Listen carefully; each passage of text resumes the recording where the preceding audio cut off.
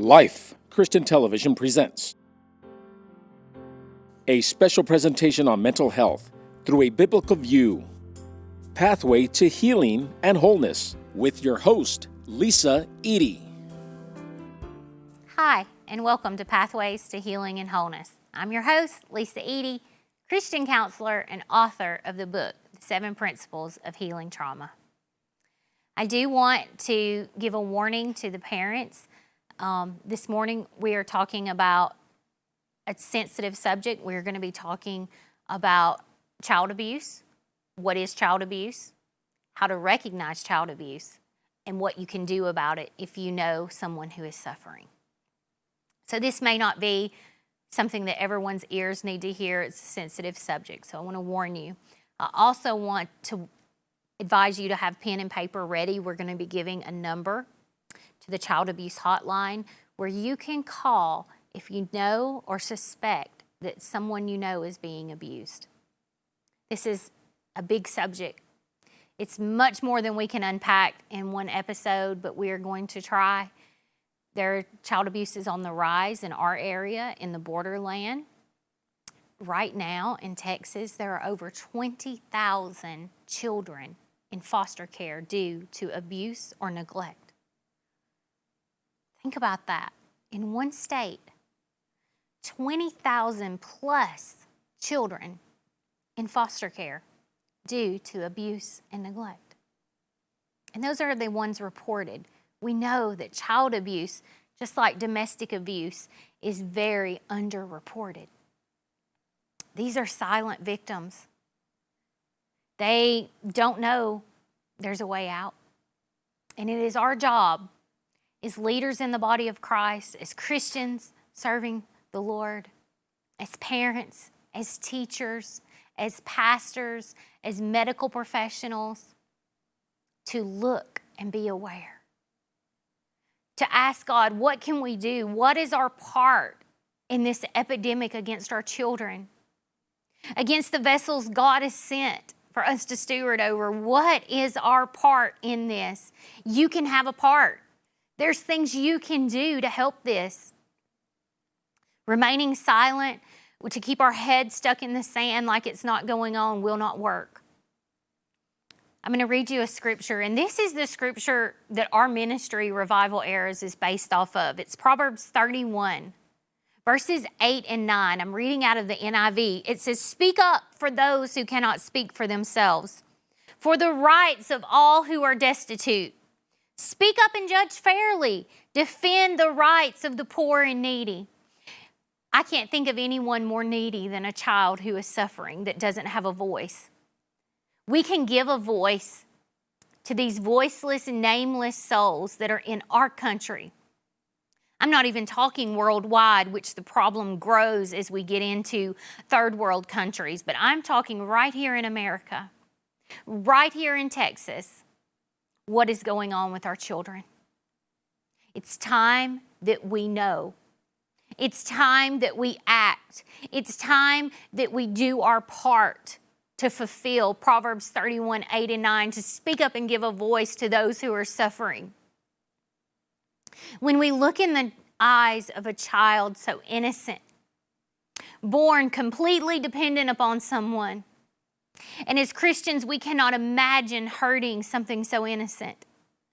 But it's happening day after day as we sit, as we eat, as we have times with our family, on our way to church, in our schools. There are children being assaulted. There are children going to bed without food and water. And you can do something. So I spoke and said there are 20 plus thousand children, 20,000 plus. I want you to hear that number, guys. 20,000 plus children in foster care in Texas alone, and those are the reported cases. California has very similar numbers. So does Florida. We're the highest in the United States. Texas, California, and Florida have the highest numbers of children in foster care. And these are the reported cases. I've learned from my experience in counseling and life coaching, and even just in being a leader in the body of Christ, Children don't tell. Children do not tell. Many times they don't even know it's abuse. They know it makes them feel terrible. They know they're afraid. They know they're terrified. They know they're in pain. But because it's what they've always known, they don't know it's abuse. They don't have a word for it. Maybe it's part of their culture. You know, there are cultural things that are seen as normal. A couple weeks ago, we had a team in Huachochi, Mexico, and one of the ministers told our team that it is cultural in some of the indigenous communities, and I won't mention which one, but in the indigenous community, that the girls are raped by a family member when they become of age and start having their cycle. So this is child abuse that is ingrained in the culture. We see this type of abuse in tribes in Africa as well, where there is mutilation done to little girls' bodies that is ingrained in the culture. Those girls may not know that's abuse. But as we know, we must act. As we become informed, we must become reformers of this system. You can give a voice to the voiceless. You can make the difference in the life of a child.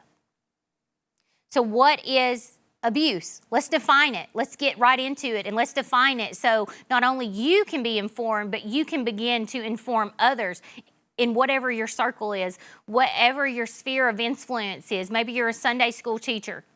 You can begin to look for the signs of child abuse. Maybe you're a pastor. You can begin to teach these signs. You can begin to look for these signs. Maybe you're a healthcare worker. Maybe you're a teacher in a school. Maybe you have an after-school program. Maybe you work EMS. Maybe you're a police officer.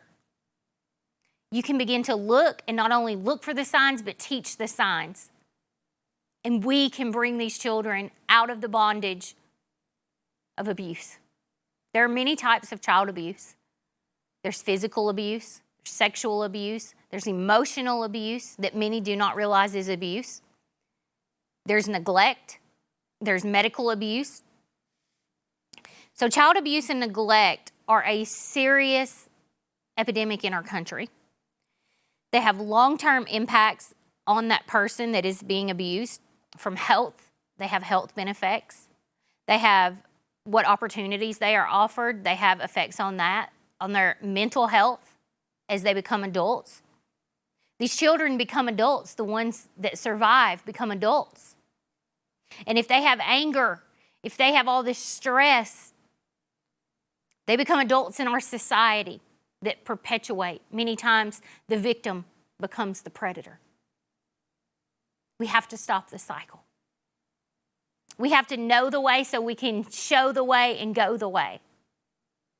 It is our responsibility, as you know, it takes a village to raise a child. It is our responsibility as the village of the children of the United States to begin to look after those who can't speak for themselves. As we see these long-term effects, these issues include all type of abuse and neglect of a child under 18 by a parent, caregiver, or another person in a custodial role, such as a leader, coach, teacher, ABCD, you name it. Anybody that has contact with children. You need to know where your children are and who they're with. If I could give any advice from the many I've seen come in my office that have suffered abuse, the predators go where the prey are. Know who is leading your children. Know who's coaching your children. Know who's teaching your children. If you don't feel comfortable, do not send them. Go with them. You know, I always went to practice with my children. If they had ball practice, I went to ball practice. If they had cheerleading practice, I went to cheerleading practice because I know the reality that the predator goes where the prey is. We have to be vigilant in protecting this treasure we have in these children. God told Jeremiah, before I formed you in the womb, I knew you. I set you apart and I made you a prophet to the nations. These are children born with destiny. And if God has entrusted us, if He has put children under you, around you, it is our job to steward them correctly as the treasures they are. The Bible calls them the heritage of the Lord. Physical abuse We're gonna lay out some definitions so there is no gray area. There's no muddy water here. Physical abuse is the intentional use of physical force that can result in physical injury. Examples include hitting, kicking, shaking, biting, and it gets much worse, or other shows of force against a child. Sexual abuse involves anything sexual with a child under 18. Engaging or showing sexual material or engaging in sexual material or touching in any way children under 18 in a sexual manner. Emotional abuse refers to abuse that is harmful to a child's self-worth, mental health, and their emotional well-being. This can include screaming, cursing, how we speak to the children, you're nothing, you're worthless, all those type of things that damage their emotions. That is called emotional abuse, and it is abuse. And one thing that is often not talked about enough, fighting with your spouse, and I'm not talking about a small argument, I'm talking about where domestic violence is involved, is child abuse. When we engage in harm toward our partner in front of our child, that is child abuse because it damages their psyche, it damages their emotions and their self-worth and what they think about themselves and what they think about the world. Neglect. Neglect is really easy to define. Anything that fails to meet the basic need of a child. Water, food, shelter, education, access to medical treatment. If any of those clothing are not provided, that is neglect. But also not providing emotional, like people who don't want to hold their children, touch their children, things like that. How big is the problem? I gave you numbers for Texas that are reported, 20,000 plus in foster care for abuse and neglect. But how big is this problem nationwide? What is reported is that 1 in every 7 children is victim to child abuse. And that is what is reported. We know that child abuse is grossly underreported. These children are not reporting that they are being abused. And the ones that are severely abused don't have access to anyone to report it. They're very isolated. They're usually locked up, caged away. But it is reported, and you can find this on the CDC website and different child advocacy places online. 1 in 7 is reported. That's what's reported. That is such a huge number, that 1 in 7 are reported of being abused. These are gifts, our heritages from the Lord being mishandled. 1 in 7 is too many. It's a big number.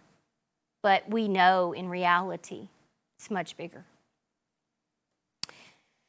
This is likely an understatement because many cases are unreported. In 2020, in the United States, 1,750 children died as a result of child abuse. Think about 1,750 destinies gone. 1,750 opportunities to help someone gone. And that's what was reported. We know that it's underreported. I cannot imagine almost 2,000 children dying at the hand of someone who was supposed to care for them, that had been given the responsibility to steward them. Children living in poverty experience a greater risk for child abuse. Maybe it's 5 times higher, maybe because of the stress on the family, maybe because when there's poverty, there's stress and addiction, or maybe the poverty is caused by addiction. But all this creates a perfect storm for the children to be abused. So children living in very low socioeconomic situations are more likely to be abused. Child maltreatment is costly in the United States because it causes an economic burden through the life of the child. There's a book called The Body Keeps the Score that talks about how long-term stress in childhood causes all these problems throughout the lifetime of the person because the cortisol levels are so high, the stress hormone. Many of these people end up with diabetes. They end up with chronic health conditions. They end up with mental health conditions. They end up not having good relationships. They end up in prison. There's a lot of effects that happen from ongoing child abuse because we know our children become what we pour into them. Just like I poured coffee in this morning. You may pour water in yours, but whatever you pour in it is what you're drinking. Our children are drinking the well of what we are offering them. And that is what they will have to give someone else. So if they are raised in violence without an intervention, and there is hope, there's always intervention, there's always a way out, there is always help available, and they can go and get help, and God can heal them. He delivered me from many things. He can do the same for you and your children.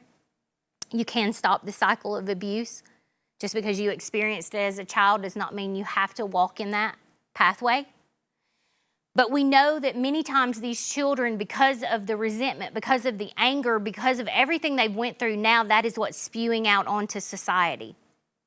So it becomes a bigger problem. It becomes not only a financial problem because of medical crime, this, that, and the other, it becomes a problem on society. What are the consequences? What are the long-term effects of child abuse? Children who are abused and neglect may suffer immediate physical injuries. We know that. Broken bones, cuts, scars, wounds, things like that. But they may also have emotional, psychological problems such as anxiety. Many of them have PTSD. Overlooking the long term, children who are abused and neglected are also at increased risk for experiencing what we spoke about: chronic illnesses, chronic mental health problems, chronic psychological problems. They further the violence and victimization onto others. We see that happening. Maybe you were abused, now you abuse your children and then your grandchildren. We see that. We've talked about epigenetics. We've talked about family curses and cycles. You can stop the cycle. Maybe you've engaged in some of this with your children or grandchildren. You can stop. You can go get help. There is help available. We see these children suffer from STDs. We see them with delayed brain development. Being under stress, we have seen on MRI and CAT scans that the brain of children that experience stress on a daily level, their brains can be up to 10% smaller. We see them have lower educational abilities. They don't test as well. They don't do as well in school. We see they have limited employment opportunities. We see that chronic abuse may result in toxic stress that lasts a lifetime until they get help. Because I want to be positive here, until they find Jesus, until they receive healing.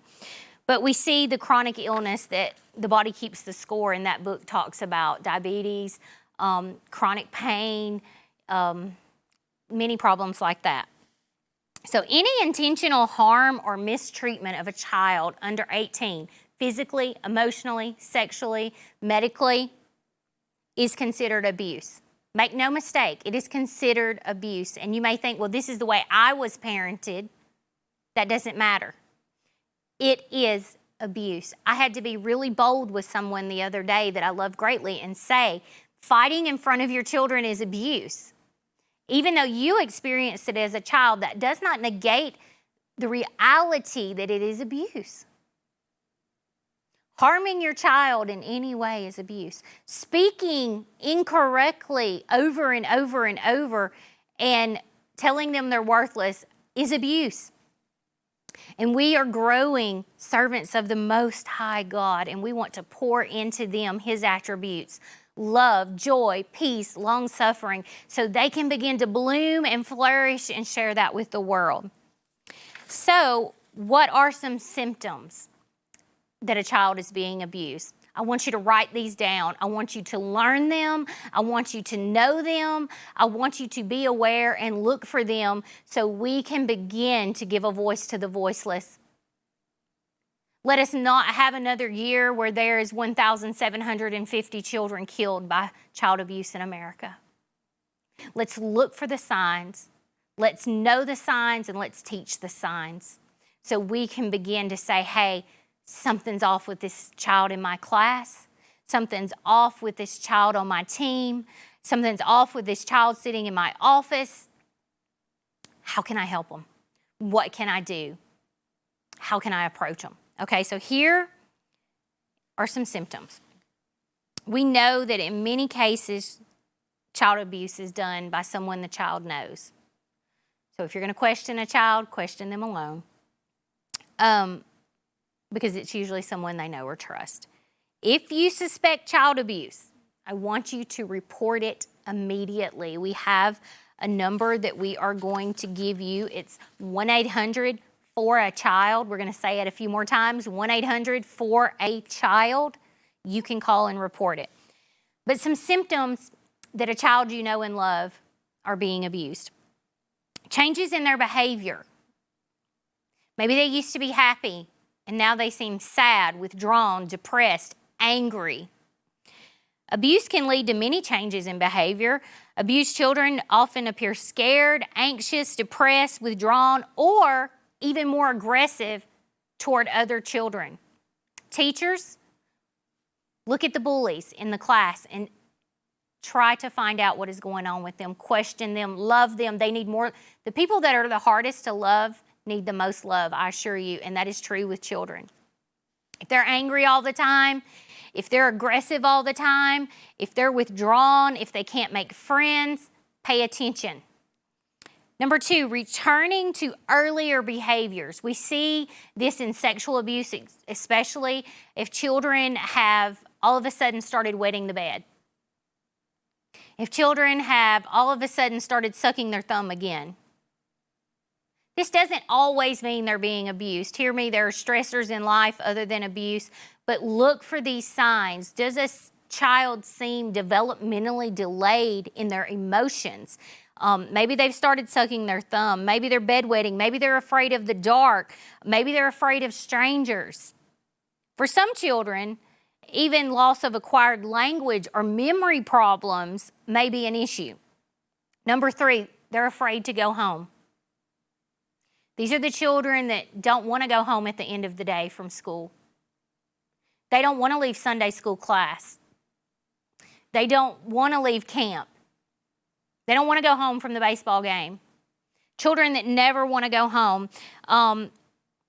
Abused children may express apprehension or anxiety about leaving school or a place when they're going to be going around a person that is abusing them. Maybe you've seen a change in their eating habits. Maybe you've noticed a child that's recently either lost a lot of weight, gained a lot of weight. This does not always mean abuse. I want to make that very clear that these are not 100% telltale signs a child is being abused. I'm saying pay attention, look for the signs, investigate further. But maybe they've changed in their eating habits. We see children that don't have enough food. When they sit down to eat, they're just eating as quickly as possible because they may not have food again. We see this in foster children. Maybe there's a change in their sleeping habits. Abused children may frequently have nightmares, night terrors, have difficulty falling asleep, and as a result may be tired and fatigued. Do you have a child in your class that falls asleep all the time? That is always tired? That needs to be investigated further. Changes in school performance. Do you know a child that did really well in school and now they don't?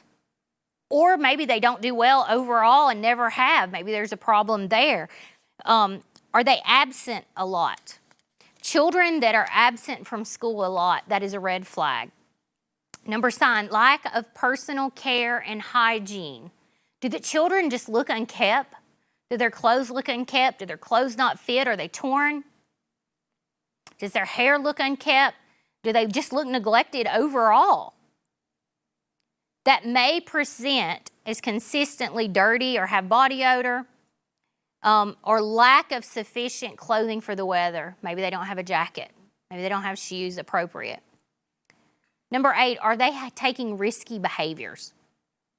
Young people who have been abused and grow into teenagers who have been abused may engage in high-risk activities, drugs, alcohol, promiscuity. Those kids that you see that you don't want your children around because maybe they're engaging in behaviors that you don't want your children to engage in, pay attention, investigate further. There's a reason for those risky behaviors because as humans, it is internal, it is grained into us to self-preserve. So when people are in high-risk behavior, drugs, alcohol, illicit sex, that isn't a red flag, that's a warning. Number 9, inappropriate sexual behaviors. Children that have been sexually abused become one of 2 ways. They either withdrawn completely, they try to cover up themselves, they gain weight, they're very shy, they're very afraid of the opposite sex, or they're overly sexualized for their age and maturity. Maybe they know things they shouldn't know. Maybe they're using language they shouldn't know. Maybe they're acting out sexually or touching another classmate. Those are warning signs. Investigate further. Maybe they have unexplained injury. Do you have a child that always has bruises, always has marks, and they're always telling you that they're clumsy or this happened or that happened or it's a playing injury? Investigate further. A child who is being abused may feel guilty, ashamed, and confused. They may be afraid to tell anyone. Ask and ask often. Give them a safe place and a safe way to tell you that they are being abused. Takeaways in closing. Pay attention to the children around you. Get involved. It is your business. Follow your intuition. If you feel like something is wrong, there's probably something wrong. Ask questions. Learn these signs we spoke about. Watch for them and teach them. Report, support, and follow up. Call the 1-800 for a child that is on your screen now and report if you suspect child abuse. Train those working with children, Sunday school teachers, pastors, leaders. Train your people to know the signs, look for the signs, and how to report. Psalms 127, 3 and 5 says, "Behold, children are a heritage from the Lord, the fruit of the womb a reward." These are precious things. Let's watch over them with the greatest of love. I pray this has helped you today. If you know someone who's being abused, call the number 1-800 for a child. Until next time. The advice on this program is not intended to replace that of psychiatric care.